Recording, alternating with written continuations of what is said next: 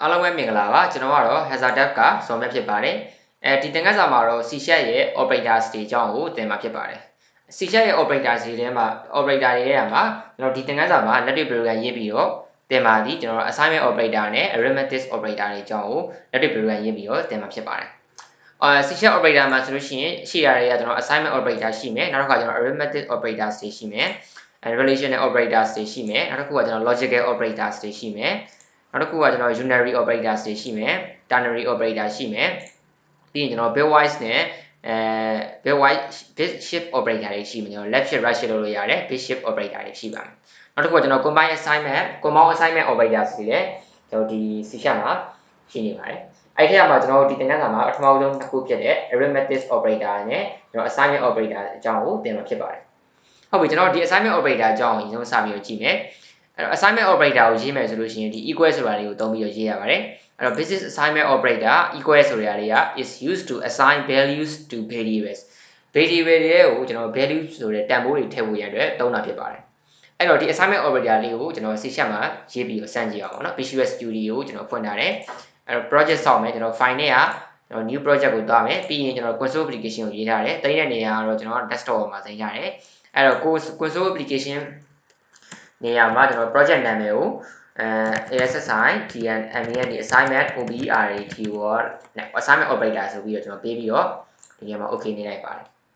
ဟုတ်ပြီပြီးလို့ရှိရင်ကျွန်တော်ဒီနေရာမှာ program တော့ကျွန်တော်ဒီ CS ဆိုတဲ့နေရာမှာ program တော့ဒီ CS ဆိုတဲ့နေရာမှာ assignment operator ကိုကျွန်တော်စပြီးတော့ရေးမှာဖြစ်ပါတယ်အဲ့တော့ကျွန်တော် variable နှစ်ခုစောက်လိုက်မယ် integer data type နဲ့ကျွန်တော် variable နှစ်ခုစောက်လိုက်မယ်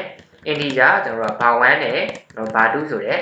var1 နဲ့ var2 ဒီ variable နှစ်ခုကိုကျွန်တော်စောက်လိုက်ပါတယ်အဲ့တော့ကျွန်တော်အခုလုံးမှာကျွန်တော်ဒီ var1 နဲ့ var2 ဆိုတဲ့ဒီ variable နှစ်ခုတည်းကို assignment operator equal ကိုသုံးပြီးတော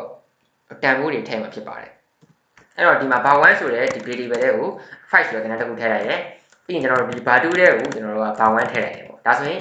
ဒီ var1 ဆိုတဲ့ variable တွေကို5ဆိုတဲ့ value ဝင်သားမှာဖြစ်ပါတယ် assignment operator ကိုသုံးပြီးထည့်လိုက်လို့ var1 ဆိုတဲ့ဒီ variable တွေကို5ဆိုတဲ့ကဏ္ဍကဝင်သားမှာဖြစ်ပါတယ်နောက်တစ်ခါကျွန်တော်တို့ကဒီ var1 တွေကိုဝင်နေတဲ့ var1 ထဲမှာလည်းအခုဆိုရင်ကျွန်တော်ဒီ statement ကို run ပြီးတဲ့အခါမှာ var1 ထဲမှာကျွန်တော်တို့5ရောက်နေတယ်အဲ့တော့ var1 ထဲမှာရောက်နေတဲ့ 5ကကျွန်တော် var2 ထဲကို assign ပြန်ထည့်တဲ့အချိန်မှာဒီ var2 ထဲကိုလည်း5ဝင်နေမှာဖြစ်ပါတယ်အဲ့တော့ var2 ထဲကို var1 ထည့်ထားလို့ var1 ထဲမှာရောက်နေတဲ့ 5ကဒီ var2 ထဲကိုလည်းရောက်နေမှာဖြစ်ပါတယ်ဒါကြီးကျွန်တော်တို့ assignment operator ဖြစ်တဲ့ equal လေးကိုသုံးရတာဖြစ်ပါတယ်အဲ့ဒါလေးကိုကျွန်တော် var1 နဲ့ var2 မှာရှိနေတဲ့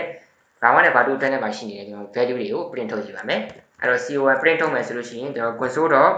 ကျွန်တော် right line ကိုသုံးပြီးတော့ print ထုတ်ရတယ် console တော့ right line နဲ့ထုတ်မယ်ကျွန်တော် var1 ကvar1 is equal var1 is equal to ဒီနေရာမှာကျွန်တော် string format လုပ်မယ်ပေါ့ string format ဒီကျွန်တော် equal to ရဲ့နောက်မှာ var1 ထဲမှာရောက်နေတဲ့တန်ဖိုးကိုရေးချင်တာဖြစ်ပါတယ်အဲကြောင့်မလို့ပထမဆုံးလာမယ့် page ကြီးပဲကျွန်တော်တို့ var1 ကိုရေးမယ်အဲကြောင့်မလို့ဒီနေရာမှာ0ဆိုပြီး format လုပ်ထားတာဖြစ်ပါတယ်ပြီးလို့ရှိရင်ကျွန်တော်တို့က C ကော်မှာကျွန်တော်ပိတ်မယ်ပေါ့နော်နောက်တစ်ခါကျွန်တော်ဒါ var1 ထဲမှာရှိနေတဲ့တန်ဖိုးကို console မှာကျွန်တော် print ထုတ်ကြည့်ရတာနောက်တစ်ခါကျွန်တော် var2 ထဲမှာရှိနေတဲ့တန်ဖိုးကိုလည်း print ထုတ်လို့ရတယ်အဲ console တော့ WID LIN ဒီ console တော့ right line var2 ထဲမှာရှိနေတဲ့တန်ဖိုးကို print ထုတ်မယ်အဲ C ကော်မှာပိတ်ရတယ်အဲ var2 is equal to ကျွန်တော်တို့က0အဲ့တော့0နဲ့ဒီတွင်ခွဲ0ဆိုတဲ့နေရာမှာတွင်ခွဲပိတ်ဖွင့်တဲ့0ဆိုတဲ့နေရာမှာဒီ string format နဲ့နောက်က var2 ထဲမှာရောက်နေတဲ့တန်ဖိုးဝင်လာမှာဖြစ်ပါတယ်အဲ့တော့ဒီဟာကိုထုတ်ကြည့်လိုက်မယ်ဆိုရင်ကျွန်တော်ပျောက်သွားတယ်ပေါ့အဲ့တော့ဖြတ်ခနဲ့မြင်ရပြီးတော့ဒီနေရာမှာပျောက်သွားတယ်ပေါ့နော်ဒီမှာ console ကဖြတ်ခနဲ့မြင်ရတယ်ပြီးတော့ကျွန်တော်ဒီနေရာမှာပျောက်သွားတယ်အဲ့တော့မပျောက်အောင်ကျွန်တော်တို့ဘယ်လိုလုပ်မလဲဆိုတော့ဒီ var1 နဲ့ var2 ကိုပြပြီးလို့ရှိရင်ကျွန်တော် while true နဲ့ဒီနေရာနဲ့ကျွန်တော်ရခိုင်ထားလိုက်ကျွန်တော် while true နဲ့ရခိုင်ဒါမှမဟုတ်ကျွန်တော်တို့ output ကဘာထွက်လဲဆိုတော့မမြင်ရတော့မြင်ရတော့ဆိုကျွန်တော်မြင်ရအောင်လို့ဒီ var1 နဲ့ var2 print ထုတ်ပြရတဲ့အခါမှာ infinite loop ဖြစ်တဲ့ကျွန်တော် while true နဲ့ဒီနေရာမှာစောင့်ပြီးတော့ရခိုင်ထားရတာဖြစ်ပါတယ်အဲ့တော့ run ကြည့်လိုက်မယ်ဆိုလို့ရှိရင်ဒီနေရာမှာကျွန်တော်တို့က console မှာကျွန်တော် var1 is equal to ကျွန်တော်တို့5ရယ်var2 is equal to 5ရယ်ဆိုပြီးတော့ဒီနေရာမှာကျွန်တော် var1 နဲ့ var2 ထဲမှာရှိနေတဲ့ရောက် var1 နဲ့ var2 ထဲမှာရောက်နေတဲ့တန်ဖိုးတွေထွက်လာတာကိုမြင်တွေ့ရမှာဖြစ်ပါတယ်ဟုတ်ပြီဒါကကျွန်တော်တို့ assignment operator ကိုစမ်းပြီးတော့သုံးကြည့်တာဖြစ်ပါတယ်နောက်တစ်ခုကကျွန်တော် arithmetic operators ဒီအကြောင်းကိုဆက်ပြီးတော့ကြည့်မယ် arithmetic operators မှာစုစုပေါင်း arithmetic operator ဒီ C# မှာ5ခုရှိတယ်ပေါ့နော်ဒီမှာ arithmetic operators တွေကဘယ်နေရာတွေမှာသုံးလဲဆိုရင် arithmetic operators တွေက are used to perform arithmetic operation ကိန်းဂဏန်းတခြားတွက်ချက်မှုတွေနဲ့ပတ်သက်တဲ့လုပ်ငန်းစဉ်တွေကိုဆောင်ရွက်ဖို့ရန်အတွက် arithmetic operators တွေကိုအသုံးပြုတာဖြစ်ပါတယ် ဘယ်လိုမျိုးရလဲဆိုလို့ရှိရင် addition ကျွန်တော်တို့ပေါင်းမယ် subtraction ကျွန်တော်နှုတ်မယ် multiplication ကျွန်တော်တို့မြှောက်မယ် division ကျွန်တော်တို့စားမယ်စားတယ်ဆိုတဲ့နေရာမှာကျွန်တော်တို့အကျွန်းကိုယူတာရှိတယ်ကျွန်တော်တို့စားလက်ကိုယူတာရှိတယ်ပေါ့နော်အဲ့တော့ပေါင်းနှုတ်မြောက်စားလုပ်တဲ့နေရာမှာ arithmetic operators တွေကိုအသုံးပြုတာဖြစ်ပါတယ်အဲ့တော့ဒီနေရာမှာ plus ဆိုတဲ့ addition operator ဒီ plus ဒီကျွန်တော်တို့ addition operator ဖြစ်တယ်ဒါဒီကိန်းဂဏန်းတစ်ခုကိုကျွန်တော်ပေါင်းတာဖြစ်ပါတယ်အဲ့တော့ minus operator ကျွန်တော် subtraction operator ဖြစ်တယ်ဒီဒါကြတော့ကိန်းဂဏန်းတစ်ခုတည်းကနေနောက်ထပ်ကိန်းဂဏန်းတစ်ခုကိုနှုတ်တာဖြစ်ပါတယ်ဒီအမြောက်ကဒီ star လေးက multiplication operator အမြောက်တဲ့ operator ဖြစ်ပါတယ်ကိန်းဂဏန်းတစ်ခုကိုသူကမြောက်ပေးတာဖြစ်ပါတယ်ဒီ backslash လေးကကြတော့ division operator ကျွန်တော်တို့စားတာဖြစ်ပါတယ်အဲ့တော့စားပြီးတော့သူကကြတော့စားလက်ကိုယူတာဖြစ်ပါတယ်ဒီ percentage က modulo operator သူက remainder အကျွန်းကိုယူတာဖြစ်ပါတယ်ကိန်းဂဏန်းတစ်ခုကနေပြီးတော့နောက်ထပ်ကိန်းဂဏန်းတစ်ခုကိုတည်ပြီးတော့နောက်ထပ်ကိန်းဂဏန်းတစ်ခုနဲ့ကျွန်တော်စားမယ်အဲ့ဒီထဲမှာကျွန်တော်အကျွန်းကိုယူတာဖြစ်ပါတယ်ဒီမှာဆိုလို့ရှိရင်18ကိုတည်ပြီး4နဲ့စားတဲ့အခါမှာ4 4 16ဆိုတော့အကျွန်းက2ရတယ်ပေါ့ဒါကြောင့်မလို့ကျွန်တော်ဒီနေရာမှာ18 modulo 4ဒီကျွန်တော်2ဆိုပြီး8 modulo 4ဒီဒီနေရာမှာ2ဆိုပြီးတော့ထွက်လာတာဖြစ်ပါတယ်ဒါ percentage က modulo operator အကျွန်းကိုယူတာbackslash က division operator သူကကြတော့2 3 6ဆိုတော့ကြတော့ဒီနေရာမှာ example မှာ2 3 6ဆိုတော့သူကစားလက်ကိုယူတာဒါစားလက်ကိုယူတာကျွန်တော်ဒီကောင်ကအကျွန်းကိုယူတာပေါ့ဟုတ်ပြီကျွန်တော်ဒီ operator 5ခုကိုကျွန်တော်စမ်းကြည့်အောင်ပေါ့အဲ့တော့ဒီမှာ project တစ်ခုကျွန်တော်စောင့်မယ်ဒီကောင်လေးကိုကျွန်တော်စေးလိုက်မယ် GNU/S နဲ့ကျွန်တော်စေးလိုက်မယ်စေးပြီးကျွန်တော် project တစ်ခုဆက်ထပ်ပြီးတော့စောင့်လိုက်မယ်အဲ့တော့ဒါလည်း console application ပဲအဲ့ဒီမှာကျွန်တော်တို့ကဒီ ARDH MEDIC arithmetic OBRADOS operator ဆိုပြီးပေးလိုက်မယ်အဲ့မှာကျွန်တော် program.cs ဆိုတဲ့နေရာမှာစပြီးတော့ဆန်းတော့မယ်ပေါ့နော်အဲ့ဒီမှာကျွန်တော်တို့ကဒီကျွန်တော် variable တွေအပေါ်မှာကြီးညာခဲ့မယ်ပေါင်းထုတ်မြောက်စားလုပ်မယ်ဒီ variable တွေကိုအပေါ်မှာကြီးညာခဲ့ပါမယ်ဒီကျွန်တော်ပြီးရင်ပထမဆုံးကြီးညာမှာကျွန်တော် double data type နဲ့ကျွန်တော်ကြီးညာမယ်အဲ့တော့ var1, ကျွန်တော် var2, အဲ့တော့ sum1 ပေါ့အဲ့ result 1 result 1အဲ့တော့ var1 နဲ့ကိုကျွန်တော်ဗာထည့်မယ်လဲဆိုလို့ရှိရင် var1 နဲ့ကိုကျွန်တော်က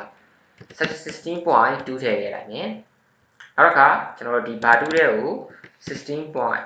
var2 နဲ့ကိုကျွန်တော် 5.5 ထည့်ခဲ့လိုက်မယ်ပြီးလို့ရှိရင်ကျွန်တော်ဒီ result တွေကိုကျွန်တော်ရှားကြည့်မှာဖြစ်ပါတယ်အဲ့တော့ကျွန်တော်ဒီတစ်ခုကိုကျွန်တော်ပေါင်းမယ်ပေါ့ var1 နဲ့ကျွန်တော် var2 နဲ့ကိုကျွန်တော်ပေါင်းမယ်ဆိုလို့ရှိရင်ဘယ် operator ကိုသုံးရမလဲဆိုတော့ပေါင်းမယ်ဆိုရင်ကျွန်တော်တို့ကဒီ plus addition operator ကိုကျွန်တော်သုံးရမယ်အဲ့တော့ဒီမှာ result result 1နဲ့ကိုကျွန်တော်ထည့်မယ်အဲ့တော့ var1 plus ကျွန်တော် var2 ကျွန်တော် var1 နဲ့ var2 နဲ့ကိုကျွန်တော်ပေါင်းတယ် print ကျွန်တော်ထုတ်ကြည့်လိုက်မယ် print ထုတ်ကြည့်မယ်ကျွန်တော်ဒီနေရာမှာ plus ဒီနေရာမှာequal ဒီနေရာမှာကျွန်တော်ဒီလိုလာတယ်ဒါကကျွန်တော် string format ပေါ့ string format လောက်တာအဲ့ဒီမှာကျွန်တော်တို့ကဒါအခန်းနံပါတ်က0ပြီးလို့ရှိရင်1ကျွန်တော်2အစင်လိုက်တိုင်းပေါ့အဲ့ဆိုရင်ဒီမှာကျွန်တော် var1 လာတယ် comma ကျွန်တော်ပြီးလို့ရှိရင်ကျွန်တော် var2 လာတယ် comma ပြီးလို့ရှိရင်ကျွန်တော် result 1ဆိုတာလာတယ်အဲ့ဆိုလို့ရှိရင်ဒီ sorry print နဲ့ကျွန်တော် Python နဲ့နေကြောလာတယ်အဲ့တော့ console.write line con console.write line write line နဲ့ကျွန်တော်ထုတ်ရတယ်အဲ့တော့ဒီနေရာမှာကျွန်တော်တို့ကဒီ0ဆိုတဲ့နေရာမှာပထမအဦးဆုံးလာတဲ့ဒီ variable ဖြစ်တယ်ဘာ1နဲ့ကတန်ဖိုးကရောက်သွားမှာဖြစ်ပါတယ်အဲ့တော့ဒီ1ဆိုတဲ့နေရာမှာ0ပြီးကျွန်တော်1လာတယ်1ပြီးကျွန်တော်2လာတယ်အဲ့တော့ပထမအဦးဆုံးလာတဲ့ကျွန်တော်ဘာ1နဲ့မှာရှိနေတဲ့တန်ဖိုးကဒီ0နေရာမှာပေါ်မယ်အဲ့တော့ဘာ2နဲ့မှာရှိနေတဲ့တန်ဖိုးက1နေရာမှာပေါ်မယ် versus 1နဲ့မှာရှိနေတဲ့နေရာ2နေရာမှာပေါ်မှာဖြစ်ပါတယ်အဲ့တော့ဒီနေရာမှာကျွန်တော် run လိုက်မယ်ဆိုရင်တော့run လိုက်မယ်ဆိုရင်we run to run okay ကျွန်တော်ဒီမှာဒီကောင်ကိုsemi comma ကျွန်တော်ကြံခဲ့တယ်ပေါ့နော်ဒီမှာ print ထုတ်တဲ့နေရာမှာကျွန်တော် semi comma ကြံခဲ့တယ်ဆိုတော့ပြန် run မယ် run လိုက်ရင်သူကဖြတ်ခနဲ့ကြောက်သွားလိမ့်မယ်အဲ့ဒါမပြောက်ဘူးလို့ရှင်းမှာပြောခဲ့တဲ့အတိုင်းပဲကျွန်တော် white true နဲ့ခဏရက်ခိုင်းရလိုက်မယ် white true နဲ့ရက်ပြီးတော့မြင်အောင်စောင့်ကြည့်ခိုင်းလိုက်မယ်အဲ့တော့ဒီမှာ run လိုက်မယ်ဆိုရင်ကျွန်တော်က16.2 နဲ့16.2နဲ့5.5နဲ့ပေါင်းတဲ့အခါမှာ 21.7 ဆိုတာကြားနေမှာဖြစ်ပါတယ်ဒါကကျွန်တော်တို့ကဘာ1နဲ့ဘာ2နဲ့ကိုပေါင်းပြီးတော့ addition operator ကိုသုံးပြီးတော့ပေါင်းလက်ကိုရှာတာဖြစ်ပါတယ်အဲ့ခါကျတော့ကျွန်တော်ဘာ1နဲ့နေပြီးတော့ဘာ2ကိုကျွန်တော်နှုတ်မယ်ပေါ့ဘာ1နဲ့နေကျွန်တော်ဘာ2ကိုနှုတ်မယ်အဲ့တော့ပဲကျွန်တော် result 1ဆိုတဲ့ဒီ variable လေးကို assignment operator နဲ့ကျွန်တော်ထည့်မယ်အဲ့တော့ဘာ1 minus ကျွန်တော်ဘာ2ပေါ့ဘာ1နဲ့ကျွန်တော်ဘာ2ကိုနှုတ်မယ်ပြီးကျွန်တော် print ထုတ်ကြည့်မယ် c1 son console console.write line console.write line ရဲ့နေရာမှာကျွန်တော် string format လုပ်မယ်အဲ့တော့0ပြီးလို့ရှိရင်0နေရာရဲ့ပြီးရင်ကျွန်တော်1နေရာရဲ့ equal ကျွန် ကျွန်တော်2နေရတယ်ဆိုပြီးတော့လာတယ်ပေါ့အဲ့ဒီမှာကျွန်တော်ဘာ1 comma ကျွန်တော်ဘာ2 comma ISULD versus 1ဆိုတဲ့ဒီ variable ထဲမှာရှိတဲ့တန်ဖိုးတွေကို print ထုတ်ကြည့်လိုက်ပါတယ်အဲ့တော့ဒီဟာလေးကိုခဏပိတ်လိုက်မယ်ပိတ်ပြီးတော့ကျွန်တော်ဒီညမှာ run လိုက်တော့ run လိုက်မယ်ဆိုရင်ကျွန်တော်ဘာ1နဲ့ကျွန်တော်ဘာ2နဲ့ဘာ1ဒါ plus ဖြစ်နေတယ် sorry ကျွန်တော်ဘာ1ကဒီမှာ minus ပေါ့ဘာ1 minus ကျွန်တော်ဘာ2က16.2ကနေ 5.5 ကိုလုပ်တဲ့အခါမှာ 10.7 ဆိုတာရလာတဲ့ data ဖြစ်ပါတယ်နောက်တစ်ခါကျွန်တော်တို့ကမြောက်မယ်ပေါ့ဗျာဒီကကျွန်တော် integer ကဏ္ဍတွေကိုကျွန်တော်မြောက်တယ် int ကျွန်တော် integer တန်ဖိုးကိုကျွန်တော်မြောက်တယ်ဒီ example မှာပြောခဲ့တဲ့အတိုင်းပဲ18နဲ့4ကိုကျွန်တော်ထည့်လိုက်မယ်ပေါ့နော်အဲ့တော့ဘာ3တဲ့ကိုကျွန်တော်ဗာထည့်မယ်ဆိုရင်18ထည့်လိုက်မယ်ပြီးရင်ရှင်ကျွန်တော်ဘာ4တဲ့ကိုကျွန်တော်4ထည့်ခဲ့လိုက်မယ်ပြီးရင်ကျွန်တော် result 2ဆိုတဲ့ variable တစ်ခုပုံမှန်ထင်ရှားခဲ့လိုက်မယ်အဲ့တော့ဘာ1ထဲမှာ assignment operator နဲ့18ကိုထည့်ခဲ့တယ်ဘာ2ထဲမှာကျွန်တော်ဘာ3ထဲမှာကျွန်တော် assignment operator နဲ့18ကိုထည့်ခဲ့တယ်ပြီးတော့ဘာ4ထဲမှာလည်း assignment operator နဲ့4ကိုထည့်ခဲ့တယ်အဲ့တော့ result ကကြတော့ဒီနှစ်ခုကိုမြှောက်မယ်မြှောက်ပြီးလို့ရှိရင်ကျွန်တော်စားလက်ကိုရှာမယ်ပြီးရင်အကျွန်းကိုရှာကြည့်မှာဖြစ်ပါတယ်အဲ့တော့ဒီနေရာမှာကျွန်တော် RESULD result 2ဆိုတဲ့ဒီ variable ကိုတွက်လို့ရတဲ့တန်ဖိုးထည့်မယ်အဲ့တော့ဘာ3မြောက်ကျွန်တော်ဘာ4နဲ့ကျွန်တော်ဘာ4ကိုမြောက်မယ်ပြီးရင်ကျွန်တော် console တော့right line နဲ့ကျွန်တော်ထုတ်ကြည့်မယ်console တော့ right line နဲ့ထုတ်ကြည့်မယ်ဒါကြောင့် string format လုပ်မယ်မြောက်ပြီးရင်ကျွန်တော်1လာမယ်ပေါ့နော်အမြောက် equal ပြီးရင်ကျွန်တော်စားလက်ရေးမဲ့နေရာခဏနံပါတ်2ပြီးလို့ရှိရင် comma အဲ့ဒီမှာကျွန်တော်ဒီကကျွန်တော်ဘာ3 comma ကျွန်တော်ဘာ4အဲ့တော့ဒီမှာဒီ0နေရာဘာ3ထဲမှာရောက်နေတဲ့တန်ဖိုးကလာမယ်အဲ့တော့1နေရာဘာ4ထဲမှာရောက်နေတဲ့တန်ဖိုးကလာမယ်အဲ့တော့ဒီ2နေရာမှာပါလာမလဲဆိုတော့ကြာတော့ဒီ result 2ဆိုတာလာတယ်ပေါ့နော် IESULD result 2ဆိုတာလာမှာဖြစ်ပါတယ်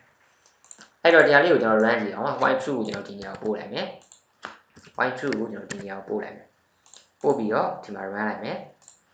18နဲ့4နဲ့မြောက်တဲ့အခါမှာ82ရလာတာပြီးအောင်ဖြစ်ပါတယ်18မြောက်4 equal 82ရလာတာပြီးအောင်ဖြစ်ပါတယ်နောက်တစ်ခုကဒီ18ကိုတီးပြီးတော့ကျွန်တော်4နဲ့စားပြီးကျွန်တော်စားလက်ကိုယူမှာဖြစ်ပါတယ်စားလက်ကိုကျွန်တော်ယူမှာဖြစ်တယ်ပေါ့ဒါဆိုရင်လည်းကျွန်တော်ဒီထက်ကိုပဲထည့်မယ်နော်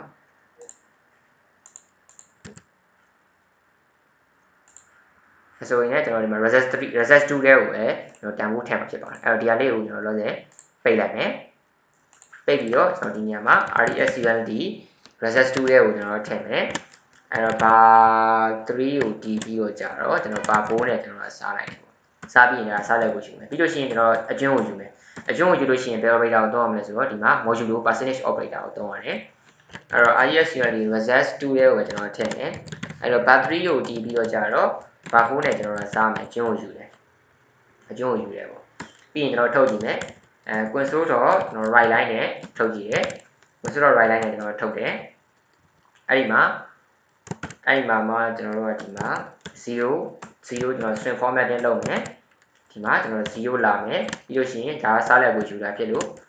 ဒီမှာကျွန်တော်တို့က division operator ကိုရေးလိုက်တယ်ပေါ့နော်ဒါ string format နဲ့ print ထုတ်မဲ့ပုံစံကိုကျွန်တော်သတ်မှတ်နေတာဖြစ်ပါတယ်